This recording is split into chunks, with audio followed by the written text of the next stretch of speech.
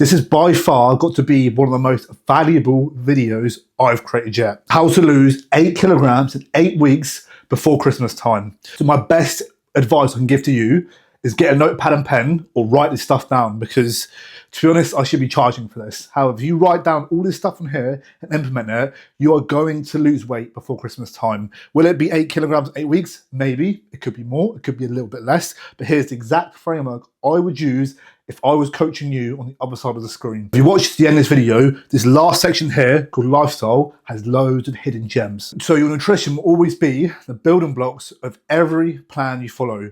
You can't out-train a bad diet. So this should be the first thing you should focus on. So what I would do is I'd find out your maintenance, your body weight in pounds, times by 15, and then that's your calories. And then what I want you to do is minus 500 calories off that.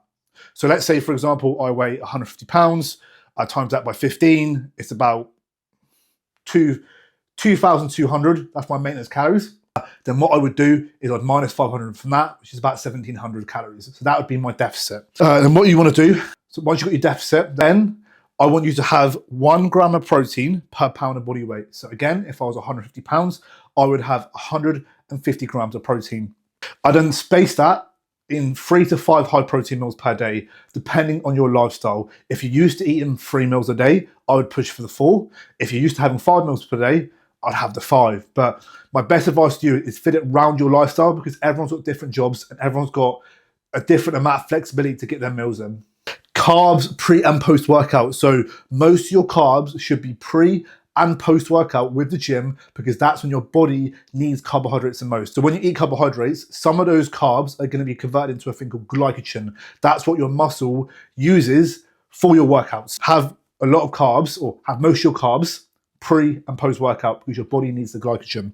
Once you've got your deficit right, once you've got your plan, that deficit won't be a deficit forever, because otherwise you would disintegrate. So what I need you to do is weigh yourself most days. If you're a man, every day. If you're a woman, once per week. And then once your body weight stalls, then what I want you to do is either drop the calories by about 200, 300, mainly carbs, or increase the cardio. But we'll talk about that in the cardio/steps bit. And then lastly, for your nutrition, I want you to have fruit or veg in every meal. And that way you can keep your fiber high, it'll help reduce inflammation, increase the amount of antioxidants in the body, and keep you as full for as long as possible. So with training, I want you to strength train 3 to 5 times per week. That could be a push-pull legs, rest, upper lower, rest, upper lower, rest, upper lower, or it could be a full body 3 times per week. It doesn't really matter when you first start out, just as long as you are getting stronger and you're progressive overloading over time, that is the main thing. And that's obviously what I want to cover here. So obviously when you strength train, you don't want to be lifting the same weights. That doesn't make fucking sense. What you want to do is focus on getting stronger over time, then that way you're building muscle. If you're not getting stronger, you're not building muscle. All sets to failure. And I don't mean done. I want you to be pushing yourself, making some noises and pulling funny faces. Because in that way, it shows to me you're working hard. If your last rep doesn't look like a struggle, you're not training hard enough. Slow tempo. So the best advice I can give to you on tempo is, let's say I'm doing the bench press, 2 to 3 seconds down, a pause at the bottom, and an explosive push up. And you want to do that on most of your sets. You want to take your time with it. You want to control the set, because when you control the set, you're providing more tension onto the muscle, which is going to lead to more growth. On average, 4 to 8 sets per muscle group in one workout, twice per week. I would start on 4 and work my way up to 8, because if you can't get stronger on 4 to 6 sets per week, you definitely can't get stronger on 8. Chucking more in doesn't lead to more growth if you can't get stronger with your current sets that you're doing. So have a mix of compounds and isolation. So have a mix of, let's say you've got chest day, have a mix of like an incline press, and have a mix of cable lateral raises, tricep push downs. A compound is where you use 2 or more muscle groups in one lift, and isolation is where you use just 1. So have a mixture of both per workout. Cardio and steps. So I want you on average to have around 10 to 12K steps per day. I also want you on average to have around 90 to 120 minutes of cardio weekly. This is person dependent on how much muscle you have, your line of work, your metabolism, like your height, etc. My best advice is start on 90 and start on 10K steps.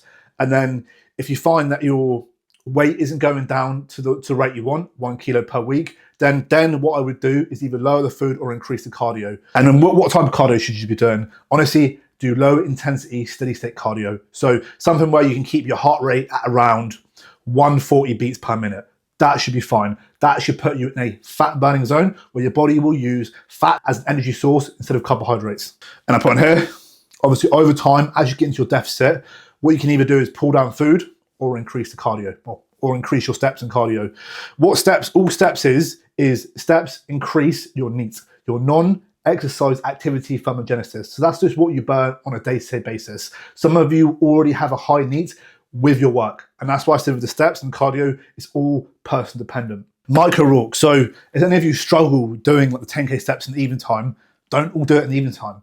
Wake up earlier, get some steps in earlier, or space out, like park your car on the furthest car park away from the gym, then do some walking after the gym. Space it out, don't do it all in one go. That way it doesn't feel so long. It won't feel as long as if you space out across the day. And also, don't do it before your weight session, your cardio. Always do it either after or at a different time. And that way, when you do the strength training session, it's not going to affect your performance. Lifestyle, this is a good one. So this is a game changer if you master this. So first and foremost, this one is probably the best one that I use on my cut, is intermittent fasting. So what I mean by this is having a window out of the 24 hours to eat food. So for example, I would always go for the 8 to 16 rule. So let's say you wake up at 6 and you go to sleep at 10. I would not eat until it gets to about 12. Then from 12 till about 8, as you would say, or 12 to about 6, then that's when I would eat, right? I'm not saying that you can eat what you want, but it'll help you stop overeating in the evening time, because the majority of people eat more in the evening. So if you don't eat as much or you fast, it's going to give you more of a window to eat when it comes down to 4, 5, 6, 7 p.m. Calorie bank. So like, let's say it's Halloween, for example, you've got an event coming up. Oh, how do I stay in a deficit? So what you can do is, let's say you're on a 2,000 calorie deficit, Monday to Sunday, you can always from Monday to Friday take up 200 calories of carbs. And that way you've got 1,000 calories extra on that 2,000 calorie day on the Saturday to play around with for the alcohol and drinks. And that way you can go out and enjoy yourself to moderation and still be in a deficit. 7 to 8 hours per sleep. So this is going to massively help out. So the reason why you want to get more sleep is, number one, it's going to help with recovery, so building muscle. Number two, it's going to help with your cravings. So your hunger hormones, ghrelin and leptin, aren't going to be so out of place. And number three, it's going to help your willpower. When you're tired, you're more likely to make irrational decisions. 3 to 6 liters of water. Again, this is person dependent on how much muscle you have and the type of work you do. If you're a very active dude and you have more muscle, you're just going to need more water. And it also depends on your environment as well. If you're watching this and you're from the UK, weather is shit most of the time. However, if you're on somewhere like Spain, Dubai, somewhere a bit more sunny, then you're obviously going to need more water because you're going to be sweating more. And then what comes with that as well is when you push the water intake up and you start training more, you're going to need a bit more electrolytes with that. So that's what I'd recommend. Again, this is person dependent. Don't just think, oh, I'm going to have 6 grams of salt now, because you might not need it. Have on average anywhere between 3 to 6 grams of salt, and I would time them mostly around your workout, because your muscles need to be fully hydrated with electrolytes to have better performing sessions. And then another good one, let's say you are feeling a little bit peckish, I'd always recommend Diet Cokes or black coffee. So black coffee in the morning and then like a couple Diet Cokes throughout the day, just to help with hunger cravings. Then using smaller spoons and taking time to eat your food slower. Then that way it will aid digestion and it will give your body time to send signals to your brain saying you're full. If you got to the end of this video, thank you very much for watching. I do have an ebook with 3 programs and 3 meal plans on there. So if you want that ebook specifically, comment below the word protein and I'll send it across to you. But if you got to this video, thank you very much for watching. Make sure you subscribe and I shall see you lot in a bit.